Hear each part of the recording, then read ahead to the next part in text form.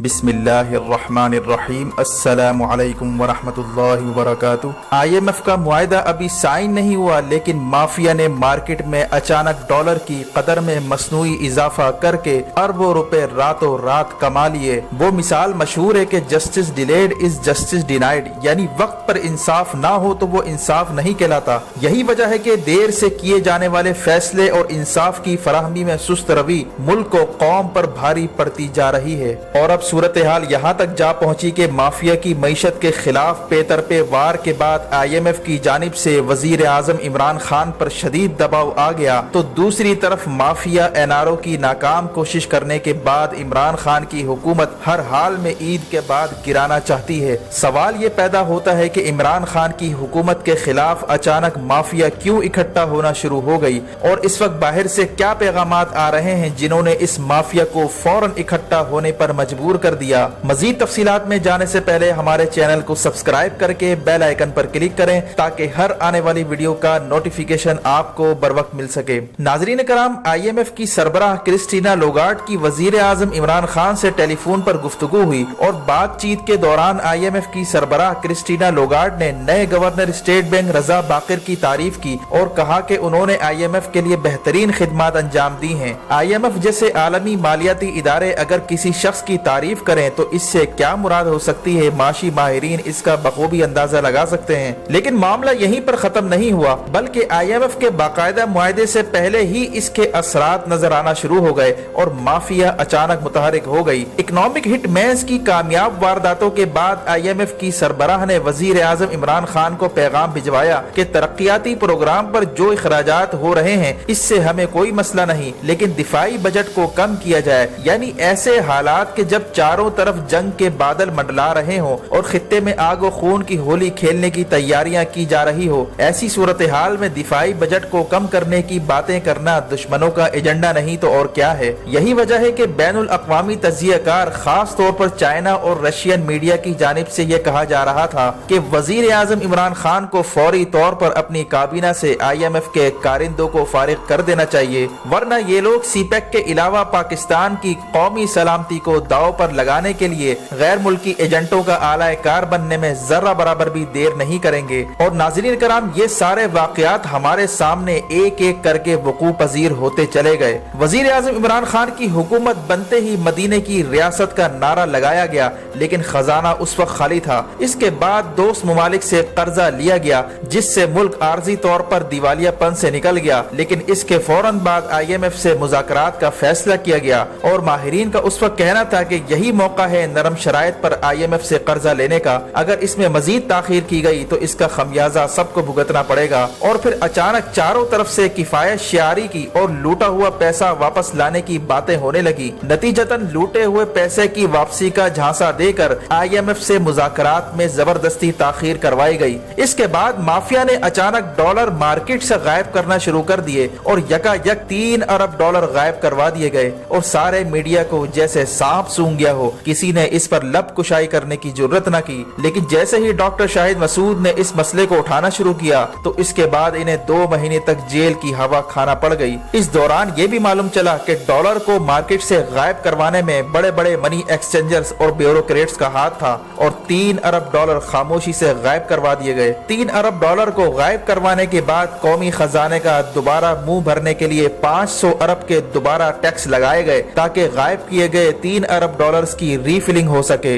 اور یہ سارے کام عمران خان کے ارد گرد بیٹھی مافیا نے بڑے غیر محسوس طریقے سے اور عمران خان کو اندھیرے میں رکھ کر کیے۔ اور صورتحال یہ تھی کہ زیادہ تر خبریں عمران خان کو میڈیا ہی کے ذریعے سے معلوم ہوتی تھیں۔ وقت گزرتا چلا گیا اور 8 مہینے کے بعد لوٹی ہوئی دولت بھی نہ آ سکی، جس کے بعد IMF کے پاس جانے کا فیصلہ کیا گیا۔ یہی تو وہ سازش تھی جو عمران خان کی حکومت پر مسلط کیے گئے اکنامک ہٹ مین اور مافیا نے مل کر تیار کی تھی۔ پہلے تو دوست ممالک سے امداد لے کر ڈالر حاصل کیے گئے، اور پھر ان ڈالرز کو منی لانڈر کر کے مارکیٹ سے غائب کروایا گیا اور IMF کے پاس جانے سے زبردستی روکا گیا، تاکہ تاخیر سے جانے کے بعد IMF عمران خان کی حکومت سے کڑی شرائط منوا سکے، کیونکہ انٹرنیشنل اسٹیبلشمنٹ کا خیال تھا کہ پہلی دفعہ پاکستان میں میڈ ان پاکستان حکومت بنی ہے جس کی ڈوریں باہر ممالک سے نہیں ہلائی جاتی، اسی لیے انہیں خدشہ تھا کہ یہ عوامی حکومت हुकूमत आते ही जरूर इनकलाबी इक़दामात करेगी और माफिया पर हाथ डालने में देर नहीं करेगी। यही वजह है कि इमरान खान ने शदीद दबाव के बावजूद एनआरओ करने से न सिर्फ इनकार कर दिया बल्कि हर जलसे में एहतसाब की बात करते नजर आते थे। लेकिन इमरान खान की हुकूमत में बैठी माफिया ने बैरूनी इस्टेब्लिशमेंट की मदद से पहले खजाने को टीका लगाया, फिर IMF के पास जाने पर मजबूर किया और आज सूरत हाल ये है कि IMF के कहने पर इमरान खान को असद उमर की कुर्बानी भी देना पड़ी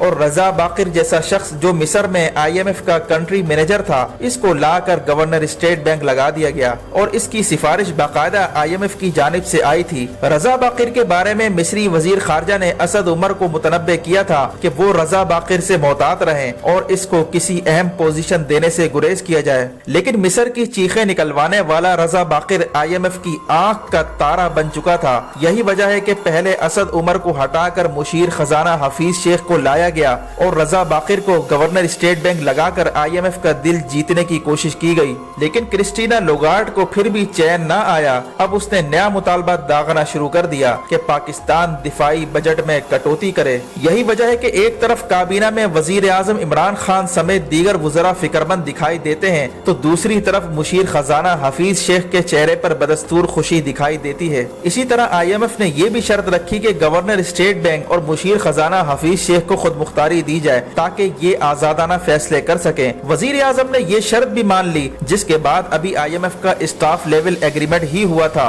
कि अचानक डॉलर की कीमत 141 से 148 पर जा पहुंची और रातों रात अरबों रुपए माफिया ने बना लिए। इसी तरह हफीज शेख ने काबीना में एमनेस्टी स्कीम मंजूर करवाई, जिसकी रूह से माफिया और लुटेरों को ये ऑप्शन दिया गया कि वो लूटा हुआ माल वापस लाकर 4 से 6% टैक्स अदा करके काला धन को सफेद करवा लें। यही वजह है कि माफिया ने मुल्क में पैसा लाने से पहले अचानक डॉलर का रेट बढ़ा दिया ताकि एमनेस्टी स्कीम के तहत लूटा हुआ माल दुगना तिगना हो जाए और इस तरह माफिया ने मस्तूई तरीके से डॉलर का रेट बढ़ाकर अरबों रुपए कमा लिए। जिसके बाद ये गुत्थी भी सुलझती जा रही है कि आखिर मिस्री वजीर खारजा ने रजा बाकिर से मोहतात रहने का मशवरा क्यों दिया था और IMF ने हफीज शेख को खुद मुख्तारी देने का क्यों मुतालबा किया था। और आज सूरत हाल यहाँ तक पहुँच गई कि एक तरफ IMF मुसलसल प्रेशर डाल रही है और दिफाई बजट को महदूद करके कौमी सलामती पर असरअंदाज होने की कोशिश कर रही है, तो दूसरी तरफ माफिया ने लूट मार मचा रखी है